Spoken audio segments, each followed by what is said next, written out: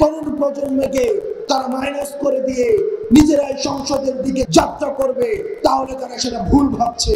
আমাদের সব হবে আওয়ামী লীগকে এই রাষ্ট্র কাঠামোর বাইরে রেখে। জাতীয় নাগরিক পার্টির দক্ষিণাঞ্চলের মুখ্য সংগঠক হাসনাত আব্দুল্লাহ শনিবার ২৮ জুন বিকেলে তার ভেরিফাইড ফেসবুক পেজে পোস্টে প্রশ্ন তুলেছেন, জুলাই আগস্টের আন্দোলনে শেখ হাসিনার পতন না হলে কোন কোন টিভি চ্যানেল সাহসিকতার পুরস্কার পেত। হাসনাত আব্দুল্লাহর এরূপ প্রশ্ন দ্রুত সামাজিক যোগাযোগ মাধ্যমে ছড়িয়ে পড়ে এবং নেটিজেনদের মাঝে ব্যাপক আলোচনা সমালোচনার জন্ম দেয়। সালাউদ্দিন টিটু নামক একজন হাসনাতের পোস্টের মন্তব্যে বলছেন, ভাইজান, জুলাইয়ের আকাঙ্ক্ষা ফ্যাসিবাদ বিরোধী আন্দোলনের যে আকাঙ্ক্ষা তার বাস্তবায়ন কোনো কিছুই দেখছি না।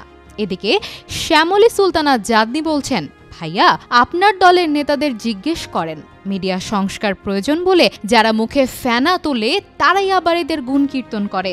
আবার কেউ কেউ হাস্যরস করে এও বলছেন, বাংলাদেশে সবই সম্ভব। তবে হাসনাত আব্দুল্লাহর মন্তব্যটি তার ব্যক্তিগত মত নাকি পার্টির কৌতূহল, সে বিষয়ে এখনো এনসিপির পক্ষ থেকে আনুষ্ঠানিকভাবে কিছুই জানানো হয়নি।